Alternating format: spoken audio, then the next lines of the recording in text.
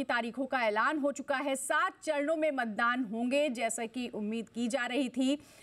चुनाव आयोग ने साफ स्पष्ट किया है कि अब हिंसा की कोई जगह नहीं है। बहुत बारीकी से आकलन किया जाएगा, जांच परख की जाएगी, किसी को भी बख्शा नहीं जाएगा अगर कहीं पर हिंसा होती है या फिर चुनाव को किसी भी तरीके से डिस्टर्ब करने की कोशिश की जाती है। जी देखिए, इलेक्शन कमीशन ऑफ इंडिया ने बिल्कुल साफ कर दिया अपने प्रेस कॉन्फ्रेंस के समय पे कि जो 4M है, जो 4 चैलेंजेस चुनाव आयोग ने अपने हिसाब से फाइंड आउट किए हैं। अगर इन 4M की बात की जाए तो पहला मजल, दूसरा मनी, तीसरा मिस इन्फॉर्मेशन। इन चारों चीज़ों की अगर बात की जाए तो चुनाव आयोग ने ये बहुत साफ साफ कहा है, अगर कोई भी पार्टी या फिर कोई भी पॉलिटिकल उम्मीदवार कैंडिडेट अगर मिस इन्फॉर्मेशन, मजल पावर, मनी पावर को अगर इस्तेमाल करते हुए पाया गया, हालांकि ये नंबर कई ज़्यादा नहीं होते हैं, लेकिन जो भी नंबर इसमें पाए जाएंगे, जो भी लोग इसमें पाए जाएंगे, उनके खिलाफ कड़ी कार्रवाई की जाएगी। इसी के साथ साथ अगर दूसरा हम देखें, जो महत्वपूर्ण जानकारी इलेक्शन कमीशन ऑफ इंडिया ने आज दी है वो जम्मू एंड कश्मीर में इलेक्शन को लेके दी गई है। हालांकि 5 चरणों में जो जनरल इलेक्शन है वो की जाएगी, लेकिन काफ़ी समय से ये अटकलें लगाई जा रही थी। जो स्टेट लेजिस्लेटिव असेंबली है वहाँ के इलेक्शन जो है वो भी कराया जा सकता है। हालांकि जब इलेक्शन कमीशन ने इस बारे में कहा तो उन्होंने ये साफ कहा कि हमें सारी पॉलिटिकल पार्टीज़ ने, जो जम्मू कश्मीर की रीजनल पार्टीज़ हैं, जो नेशनल पार्टीज़ हैं, उन लोगों ने ये साफ साफ कहा कि आप लोग एक साथ जनरल इलेक्शन और स्टेट लेजिस्लेटिव इलेक्शन दोनों एक साथ करा सकते हैं, और उनकी चाह भी यही थी कि ये हो। लेकिन जो सिक्योरिटी फोर्सेस है उन्होंने ये साफ तौर पे कहा है कि इस वक्त हम लोग सक्षम नहीं हैं कि जनरल इलेक्शन और स्टेट इलेक्शन दोनों को हम एक साथ कर सकें, क्योंकि जो स्टेट इलेक्शन में अगर उम्मीदवार, जो नंबर ऑफ उम्मीदवार खड़े होते हैं, उनको आपको कम से कम सिक्योरिटी देने की ज़रूरत होती है, और इस वक्त हम लोग जनरल इलेक्शन के लिए और स्टेट इलेक्शन के लिए दोनों समय पे हम लोग उनको सिक्योरिटी प्रोवाइड करने के लिए सक्षम नहीं हैं, जिसके वजह से अभी फ़िलहाल जनरल इलेक्शन में JNK में 5 चरणों में किए जाएंगे। वहीं पे आम चुनाव के बाद जम्मू एंड कश्मीर में जो स्टेट लेजिस्लेटिव चुनाव है वो भी देखे जा सकते हैं। इसी के साथ साथ जो इलेक्शन कमीशन ऑफ इंडिया है उन्होंने एक बहुत बेहतरीन ग्रिड उन्होंने दिखाया कि किस तरीके से उन्होंने जो डिफ्रेंशिएट किया है कि किस तरीके के मतदाता हैं इस बार इलेक्शन में। तो टोटल कुल मिला के अगर बताया जाए तो 97 करोड़ ऐसे लोग हैं जो इस बार एलिजिबल हैं वोटिंग करने के लिए। उसमें से अगर बताया जाए तो 49.7 करोड़ जो लोग हैं मतदान देने वाले मतदाता हैं वो मेल है, वहीं पे 47.1 करोड़ ऐसे हैं जो फीमेल्स हैं। वहीं पे एक महत्वपूर्ण ग्रिड आता है जो 1.8 करोड़ लोगों का है जो फर्स्ट टाइम वोटर्स हैं, यानी कि वो 18 से 19 साल की उम्र के बीच के लोग हैं जो लोग पहली बार इस बार मतदान करने जा रहे होंगे। वहीं पे एक और इम्पॉर्टेंट ग्रिड आता है जो फिज़िकली चैलेंज लोग हैं, जो स्पेशली एबल्ड लोग हैं, उनका नंबर भी अगर आप देखें तो वो लगभग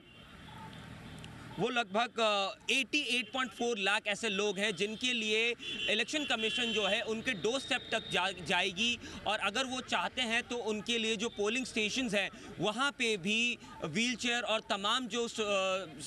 चीज़ें चाहिए होती हैं, सुविधाएं चाहिए होती हैं, उसका प्रबंधन करेंगी। वहीं पे इसी के साथ साथ जिस तरीके से 7 फेज़ में इस बार इलेक्शन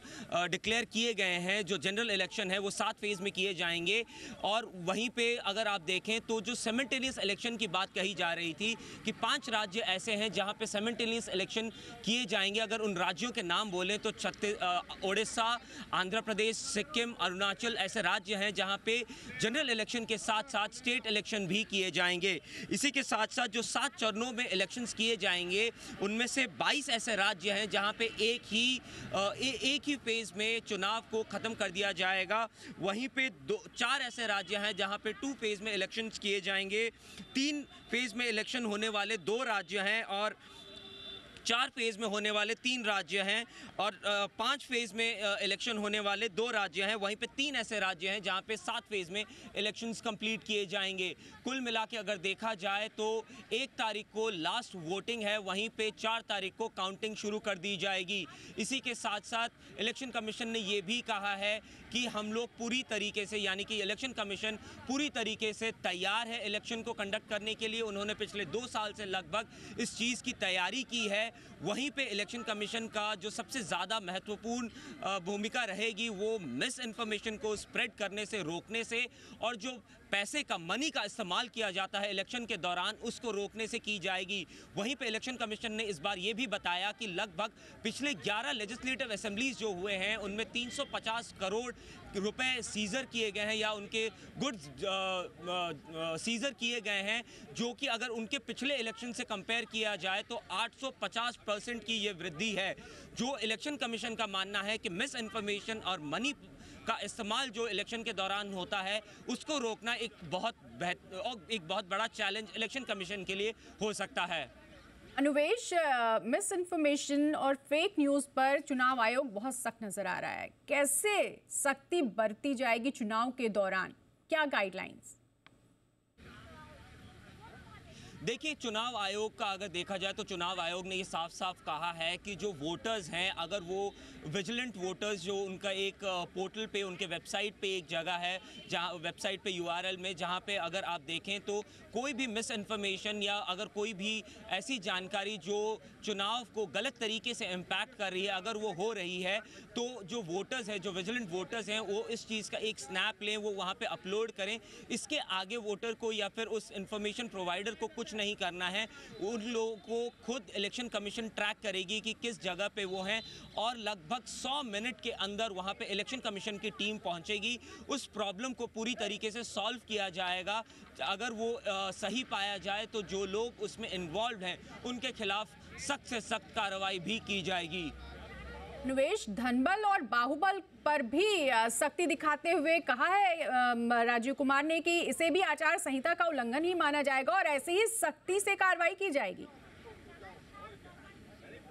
जी, आचार संहिता को लेकर के और मसल पावर का इस्तेमाल को लेकर के राजीव कुमार का ये साफ बयान था कि अगर किसी भी पॉलिटिकल पार्टी या कोई भी नेता ऐसा है जो इस तरीके की कार्यवाही पे शामिल हो या इन्वॉल्व हो, तो उनके खिलाफ सख्त से सख्त कार्यवाही तुरंत की जाएगी। और इसी के साथ साथ उन्होंने ये भी कहा, हालांकि ऐसे ज़्यादा लोग नहीं हैं जो इस चीज़ में इन्वॉल्व होते हैं, लेकिन अगर कोई इन्वॉल्व होता है तो उसके खिलाफ तुरंत और सख्त से सख्त कार्यवाही की जाएगी। इसी के साथ साथ उन्होंने शायरी के अंदाज में ये भी कहा कि जो आप पॉलिटिकल इलेक्शंस के टाइम पे जो दुश्मनी बना ली जाती है, इसको इतना ना बढ़ा दे कि बाद में अगर दोस्ती करने का मौका आए तो आपकी दोस्ती ना हो पाए। बहुत ही शायराना अंदाज में उन्होंने आज चुनाव के तारीखों का ऐलान किया है। अनुवेश, क्योंकि लोकसभा चुनाव के साथ विधानसभा चुनाव भी हैं कुछ राज्यों में, जम्मू कश्मीर के चुनाव की भी बात हो गई है, विधानसभा चुनाव में उपचुनाव भी हैं, 26 ऐसी विधानसभा सीटें जहां पे उपचुनाव भी हैं, यानी तैयारी बहुत बड़ी चुनौती है चुनाव आयोग के लिए, जैसा कि राजीव कुमार ने कहा भी।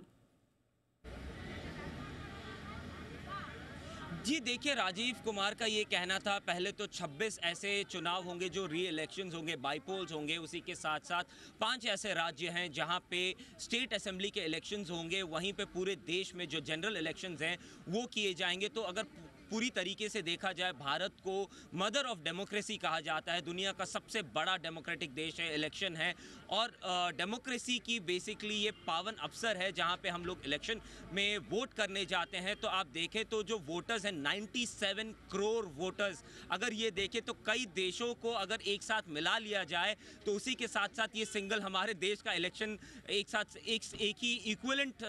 आपको नज़र में आएगा। वहीं पे आप देखें तो इलेक्शन कमीशन का ये साफ साफ कहना था कि पिछले 2 साल से लगभग हम इस कार्यवाही में शामिल हैं, हम अपने जांच पड़ताल कर रहे हैं। लगभग 800 ऐसे डिस्ट्रिक्ट मजिस्ट्रेट और डिस्ट्रिक्ट के एसपीज़ हैं जिनसे हमने इलेक्शन कमीशन ने साक्षात जाके उनसे बातचीत की, उनसे मुलाकात की, और इस election, general election, state elections और बाईपोल इलेक्शंस को एक साथ बिना किसी मिसफॉर्चून के या मिसकंडक्ट के उसको सिंपली आराम से अच्छी तरीके से किया जाए, इसको इंश्योर करने के लिए district collectors,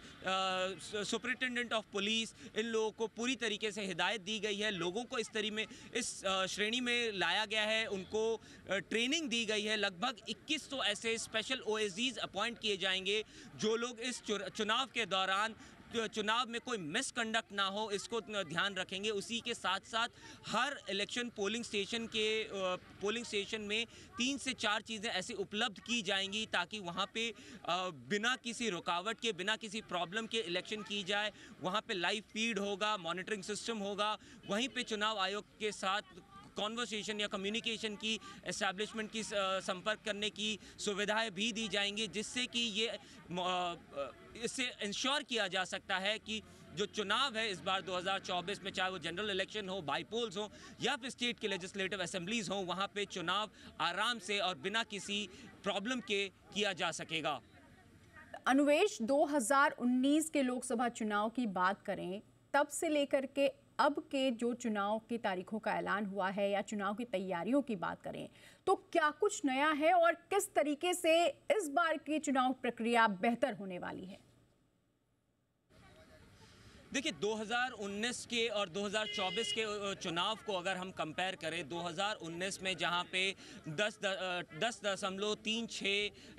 lakh polling stations थे, वहीं पे 2024 के इलेक्शन में 11.8 पोलिंग स्टेशन है। ये पोलिंग स्टेशन में भी एक वृद्धि आई है। वहीं पे जो रजिस्टर्ड वोटर्स हैं इस बार वो 97 करोड़ वोटर्स हैं। अगर उसी को 2019 से कंपेयर किया जाए तो ये लगभग 6% की वृद्धि है जो हम यहाँ पे देखेंगे। इसी के साथ साथ यहाँ पे चुनाव आयोग 2019 को कंपेयर करते हुए 2024 से देखे तो चुनाव आयोग ज़्यादातर जिस तरीके से 2019 के इलेक्शन के टाइम पे कई ऐसे नोटिसेस दिए गए थे कि आप ये कार्रवाई नहीं कर सकते, वो कार्रवाई नहीं कर सकते, वहीं पे इस बार 2024 में नोटिसेस से एक कदम आगे बढ़ते हुए एक्शन लेने की पूरी तरीके से चुनाव आयोग ने तैयारी कर ली है। और चुनाव आयोग का इस बार ये साफ साफ कहना है कि अगर कोई भी मिसकॉन्डक्ट होता है तो हम पूरी तरीके से तैयार हैं, सशक्त हैं इस बार कि यहाँ पे मिसकॉन्डक्ट के दौरान हम लोग तुरंत कार्रवाई करें और इस चीज़ को तो जल्द से जल्द सॉल्व करें। वहीं पे कई ऐसे राज्य हैं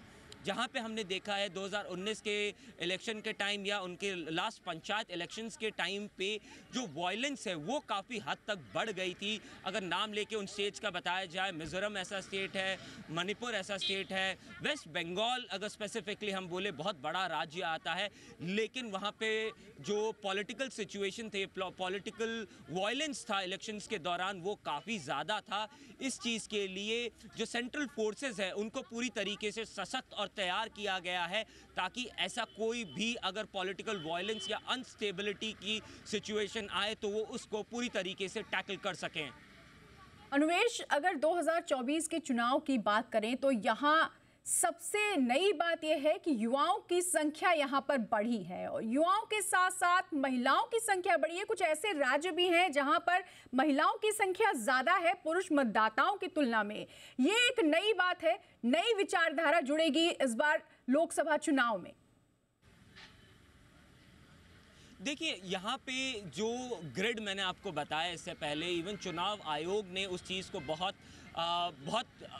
उत्साहित होकर ये बताया है कि इस बार 1.8 करोड़ ऐसे मतदाता हैं जो पहली बार वोट करने जाएंगे। वहीं पे आपने देखा होगा पीएम मोदी जी ने भी इस चीज़ को बढ़ चढ़ के आगे जो फर्स्ट टाइम वोटर्स हैं उनको कहा है कि उनको बोला है कि आप वोट करें। और आप देखिए हमारे प्रधानमंत्री जी की अपील हमेशा आगे चल के काम आती है। तो हमारा ऐसा मानना है कि इस बार का जो voting turnout first time voters का जो रहेगा वो काफ़ी हद तक आगे बढ़ेगा और काफ़ी आगे चल के जो मतदाता हैं, फर्स्ट टाइम वोटर्स हैं, वो लोग आके वोट करेंगे। इसी के साथ साथ इलेक्शन कमीशन ने इस बार जो खास चीज़ की है वो ये है कि उन्होंने ये कहा था जो लोग 18 साल के 1 जनवरी 2024 को हो जाएंगे उन लोगों का एडवांस आवेदन तो मंगाया ही था, साथ ही साथ 2024 के पूरे साल में जो लोग 18 साल से आगे 18 साल के हो जाएंगे उनका भी एडवांस रजिस्ट्रेशन उन्होंने करा दिया था। तो आप इन 1.8 करोड़ जो फर्स्ट टाइम वोटर्स हैं इसमें से जो आवेदन आए थे वो 8 लाख के आसपास ऐसे आवेदन थे जो 1 जनवरी 2024 को 18 साल के तो नहीं हो रहे थे, लेकिन 1 जनवरी के बाद 18 साल के हो रहे थे। उनमें से भी 6 लाख ऐसे वोटर्स होंगे जो इस बार 1 अप्रैल तक एलिजिबल होंगे कि वो वोट कर सकें, और इसी के चलते हुए चुनाव आयोग ने ये